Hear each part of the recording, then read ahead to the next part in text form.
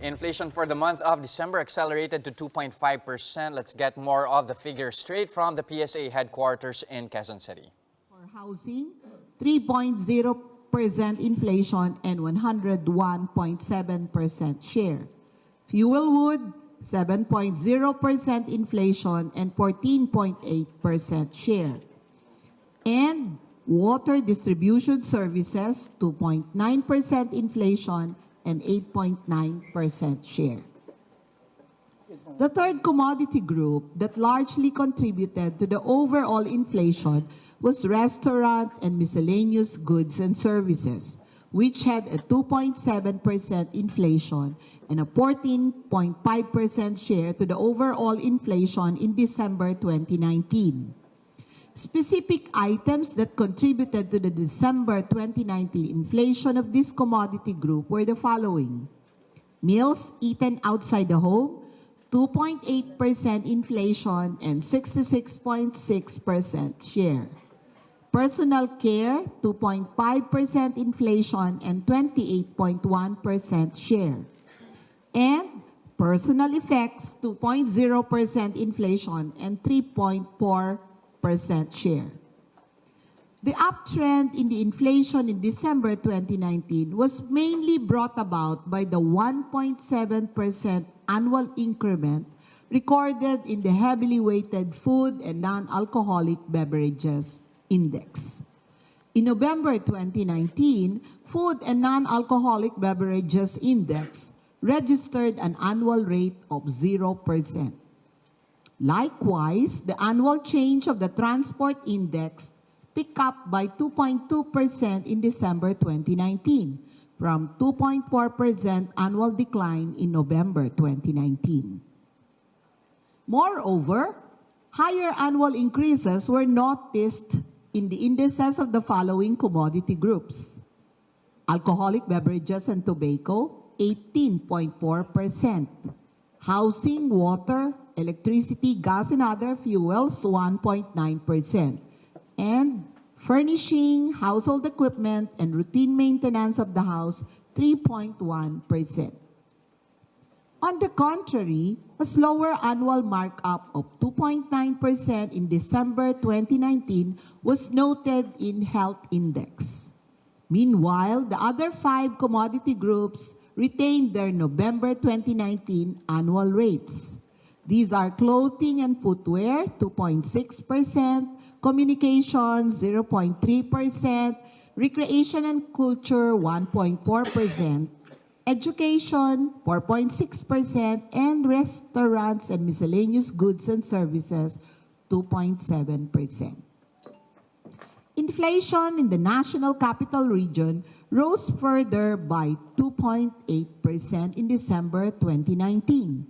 Inflation in the area was posted at 1.5% in November 2019 and at 4.8% in December 2018. In the National Capital Region, higher annual increases were noticed in the indices of 8 out of 11 commodity groups in December 2019. These are the following. Food and non-alcoholic beverages, 4.5%. Alcoholic beverages and tobacco, 13.0%. Housing, water, electricity, gas, and other fuels, 1.1%. Furnishing, household equipment, and routine maintenance of the house, 1.2%. Health, 1.8%.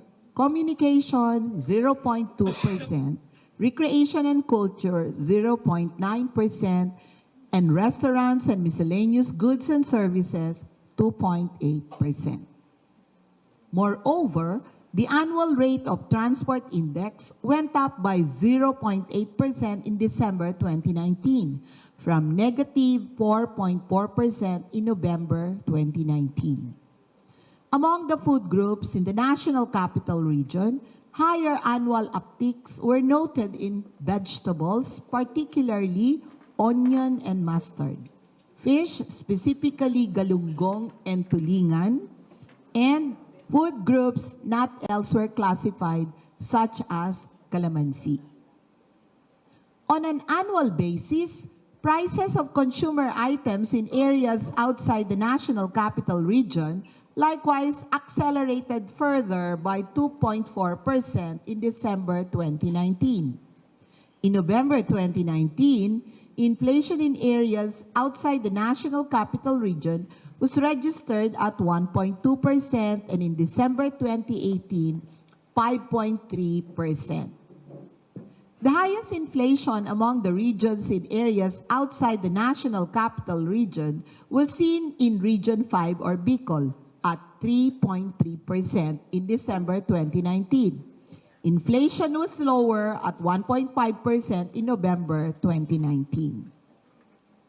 For Bicol region, food and non-alcoholic beverages recorded an annual increase of 0.8% in November 2019 from an annual drop of 1.9% in November 2019.